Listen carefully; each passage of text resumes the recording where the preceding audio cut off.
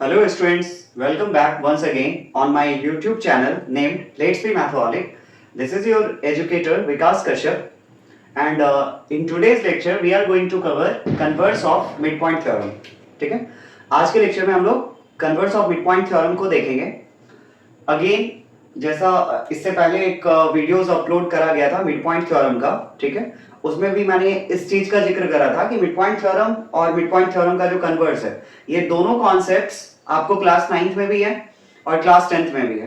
Class 9th में हम इन्हीं दोनों थ्योरम्स को कॉन्ग्रुएंसी की मदद से प्रूफ करते हैं और क्लास 10th के अंदर मिड पॉइंट थ्योरम और मिड पॉइंट थ्योरम के कन्वर्स को, ठीक है, हम लोग थेल्स थ्योरम और थेल्स थ्योरम के कन्वर्स की मदद से प्रूफ करते हैं. ठीक है, तो मिड पॉइंट थ्योरम को प्रूफ करने के लिए कन्वर्स ऑफ थेल्स थ्योरम या कन्वर्स ऑफ बीपीटी का इस्तेमाल होता है, जो हमने पिछले वीडियोस में देखा था.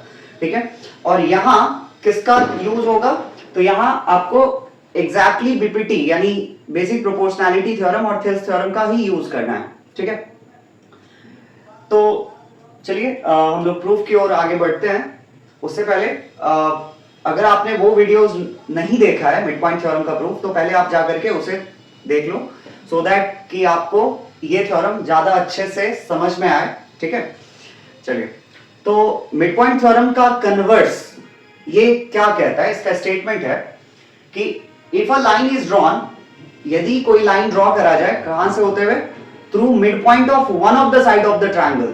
किससे होते हुए, एक ट्रायंगल के किसी एक साइड के मिड पॉइंट से होते हुए एक लाइन ड्रॉ करा जाए. ठीक है, and that line will also be parallel to the other side, और वो क्या होगा, वही लाइन दूसरे साइड के लिए भी पैरेलल होगा. ठीक है, then that line will surely going to bisect the third side of the triangle. ठीक है, मतलब वो लाइन श्योरली क्या करेगा, फिर तीसरे साइड को बाइसेक्ट करेगा. आइए समझते हैं कहना क्या चाहता है ये converse of mid point theorem. सबसे पहले चाहे मिड पॉइंट थ्योरम की बात करें या converse of mid point theorem की बात करें, तो ये दोनों ट्रायंगल्स के लिए एप्लीकेबल है. ठीक है, मतलब ट्रायंगल्स पे ये थ्योरम अप्लाई होता है. तो converse of mid point theorem कहता है कि यदि आपको ट्रायंगल के, मान लेते हैं हमने एक ट्रायंगल कंसीडर किया, यहाँ पे ट्रायंगल का नाम है एबीसी. इस ट्रायंगल एबीसी का एक साइड AB ले रहा है, एक साइड AB ले रहा है, और इस AB साइड का मिड पॉइंट हम जान रहे हैं कौन है, तो D है. ठीक है, हमने क्या करा, एक ट्रायंगल कंसीडर करा जिसका नाम ABC है. इस ABC ट्रायंगल के AB साइड, इस ABC ट्रायंगल के AB साइड के मिड पॉइंट से होते हुए एक लाइन ड्रॉ करा जा रहा है. ठीक है, एक लाइन ड्रॉ करा जा रहा है, और ये लाइन, ठीक है, ये लाइन क्या कर रहा है, ये लाइन दूसरे साइड के, ट्रायंगल के इस साइड के लिए पैरेलल भी है, ट्रायंगल के दूसरे साइड के पैरेलल भी है. ठीक है, तो अगर हम एक लाइन ड्रॉ कर रहे हैं ट्रायंगल के एक साइड के मिड पॉइंट से होते हुए, ठीक है, और दूसरे साइड के पैरेलल भी ड्रॉ कर रहे हैं, तो ये जो तीसरा साइड रह गया जो AC है, ठीक है, इस AC साइड को ये लाइन क्या करेगा, बाइसेक्ट करेगा, या फिर हम ऐसे भी बोल सकते हैं कि ये इस AC साइड के मिड पॉइंट के ऊपर फॉल करेगा. ठीक है, तो यहां अगर आप E लिख दे रहे हो, तो ये जो E होगा ना, E क्या होगा, मिड पॉइंट होगा किसका, AC साइड का. ऐसा converse of mid point theorem कहता है. ठीक है, एक बार मैं फिर से रिपीट कर दूं. मान लेते हैं हमारे पास एक ट्रायंगल है ABC ट्रायंगल का कोई एक साइड कंसीडर करना है, कोई एक साइड, तीन साइड होंगे AB BC CA. तो हम क्या कर रहे हैं, AB साइड पहले लिए. अब AB साइड का मिड पॉइंट हम जान रहे हैं कौन है, वो D है. ठीक है, जैसा यहां फिगर में बना हुआ है, और उस D से होते हुए, मतलब उस AB साइड के मिड पॉइंट से होते हुए आपने क्या करा, एक लाइन ड्रॉ करा. ठीक है, D से होते हुए एक लाइन ड्रॉ करा, और ये जो लाइन ड्रॉ करा है आपने D से होते हुए, ये लाइन दूसरे साइड के पैरेलल भी है, दूसरे साइड BC के पैरेलल भी है. ठीक है, तो अभी तक हमने एक AB साइड और दूसरा BC साइड को जिक्र करा. तो अब जो ये तीसरा साइड रह गया जिसका नाम है क्या, AC, ये लाइन इस AC साइड के मिड पॉइंट के ऊपर जाकर के मीट करेगा. समझ में आया, ये लाइन इस AC साइड के मिड पॉइंट के ऊपर जा करके इस लाइन को टच करेगा, इस साइड को टच करेगा, या फिर हम ऐसे भी बोल सकते हैं कि ये लाइन का बाइसेक्शन होगा किसके द्वारा, इस डी के द्वारा। ठीक है, उम्मीद करते हैं आपको ये इसका स्टेटमेंट समझ में आया होगा। ठीक है, तो हम लोग अब इसके प्रूफ को देखते हैं। चलिए, तो सिंस पहले हम क्या करेंगे, हमने यहाँ पे एक ट्रायंगल कंसीडर किया, तो वो सब बातें लिख देंगे कि let us consider a triangle जिसका नाम है ABC। ठीक है, जिसमें हम जान रहे हैं, क्या जान रहे हैं, इन विच D is the mid point of, D के बारे में हमें पता है कि D मिड पॉइंट है किसका, D मिड पॉइंट है AB का। ठीक है, अब ये converse of mid point theorem में क्या है कि हम एक ही साइड के मिड पॉइंट को जान रहे होते हैं, बट जब मिड पॉइंट थ्योरम जो होता है ना, उसमें क्या होता है कि हम ट्रायंगल के दो साइड्स के मिड पॉइंट हमें पता होते हैं, और उन दोनों मिड पॉइंट्स को ज्वाइन करने पर, मतलब वहां हमसे ये पहले से पता होता है। जैसे मैं इसको समझा दूं थोड़ा सा, एक ट्रायंगल ABC है, इस ट्रायंगल ABC में मान लो आप कोई भी दो साइड कंसीडर कर लो, हमने क्या करा, एक AB कर रहा हूं, एक AC कर रहा हूं। अब लेट सपोज ये D जो है ना मिड पॉइंट है किसका, AB का, और E जो है वो मिड पॉइंट है किसका, AC का। मतलब आपको ट्रायंगल के दो साइड्स के मिड पॉइंट की जानकारी पहले से है, और इन दोनों मिड पॉइंट्स को यदि आप मिला दोगे ना, ज्वाइन कर देते हो, तो ये जो लाइन है ये तीसरे साइड के पैरेलल होगा। ये कहता है मिड पॉइंट थ्योरम। और इसका कन्वर्स में हम क्या जान रहे होते हैं कि हम एक ट्रायंगल के एक साइड का ही मिड पॉइंट हमें पता होता है, और उस मिड पॉइंट से होते हुए आप एक लाइन ड्रॉ करोगे, और वो लाइन किसी दूसरे साइड के पैरेलल भी होना चाहिए, और पैरेलल अगर होगा तो ये श्योरली तीसरे साइड को क्या करेगा, बाइसेक्ट करेगा। ठीक है, चलिए, तो हमने एक ट्रायंगल कंसीडर किया जिसका नाम ABC है, जिसमें D क्या है, मिड पॉइंट है किसका, AB का। अब इसके बाद और एंड ये जो लाइन ड्रॉ करा गया है किससे होते हुए, लाइन ड्रॉन थ्रू D से होते हुए जो लाइन ड्रॉ करा गया ना, लाइन ड्रॉन थ्रू D, उस लाइन का नाम क्या है, दैट इज D। लाइन जो ड्रॉ करा गया है किससे होते हुए, D से होते हुए, उस लाइन का नाम आप देख रहे हो कि D है। ये D लाइन क्या है, पैरेलल भी है, किसके पैरेलल है, इस BC साइड के।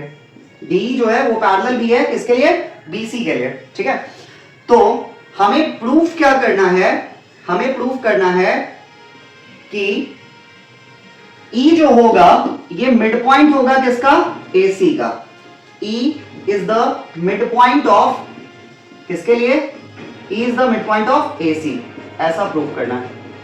या फिर आप ऐसे भी बोल सकते हो कि DE जो है, DE जो है ये लाइन बाइसेक्ट करेगा किसको, AC साइड को।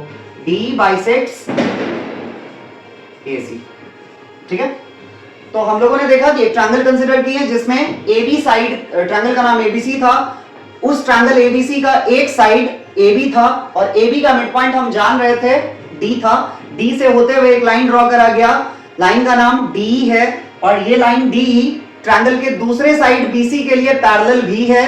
तो ये तीसरा साइड जो होगा ट्रायंगल का, जिसका नाम AC है, ठीक है, ये तीसरे साइड को क्या करेगा, ये लाइन बाइसेक्ट करेगा, या फिर ये लाइन तीसरे साइड के मिड पॉइंट पे जाकर के स्ट्राइक करेगा, फॉल करेगा। ठीक है, और हमें प्रूफ क्या करना है, यही प्रूफ करना है कि AE और EC क्या होंगे, इक्वल होंगे। मिड पॉइंट बोलने का यही मतलब ना, कि अगर E मिड पॉइंट होगा AC का, तो E से A और E से C दोनों क्या होने चाहिए, इक्वल होने चाहिए। तो हमें यही प्रूफ करना है कि AE will be equal to EC।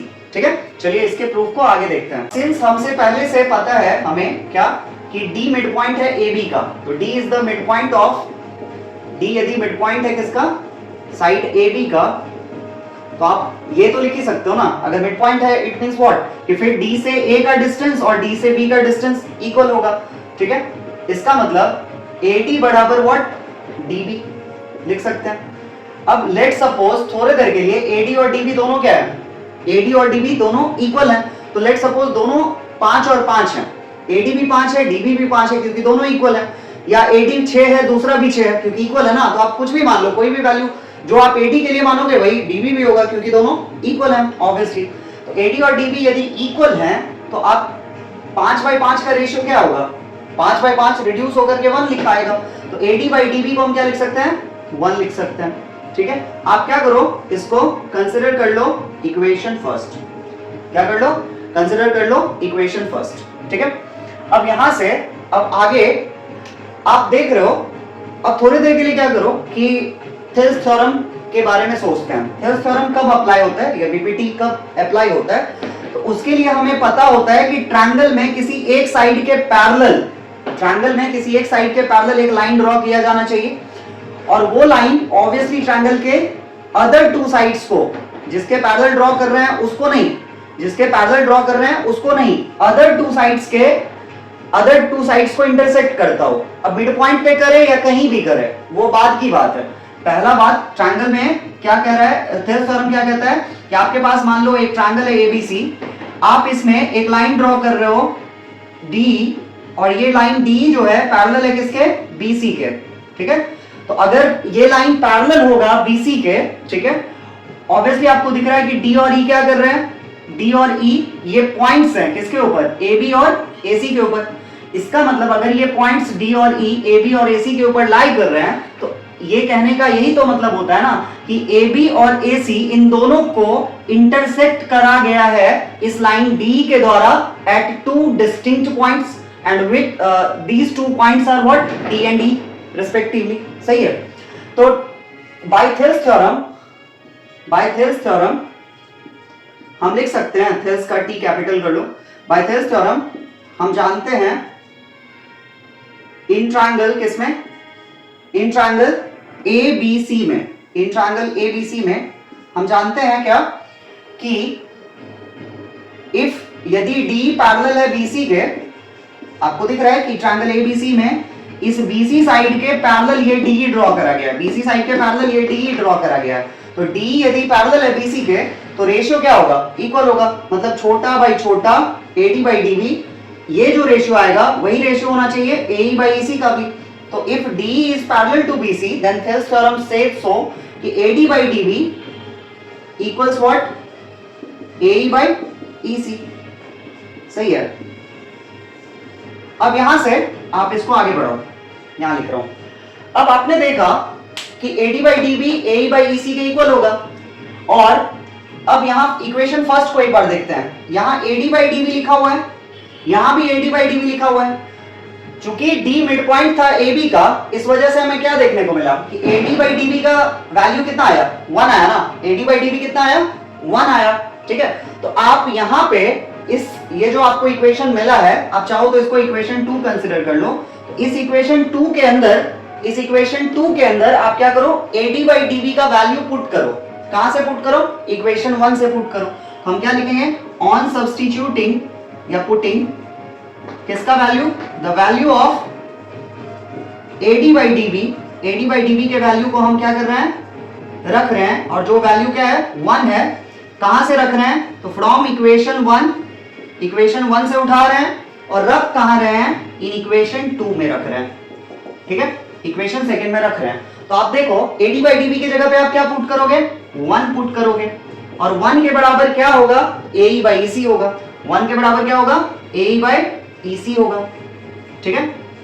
अब 1 के बराबर अगर एई बाई ईसी होगा तो आप यहां से लिख ही सकते हो ना, इसको आप आगे मैं यहां लिख रहा हूं, AE by EC equals 1। It means हम क्या लिख सकते हैं, ईसी का आप मल्टीप्लिकेशन कर दो 1 से, तो क्या हो जाएगा, 1 इंटू ईसी इक्वल्स क्या, एई। अब एई को आप इधर लिख लो और ईसी को ऐसे लिख लो, मतलब AE will be equal to what, EC. Figure में आता है एई ये रहा और ईसी ये रहा।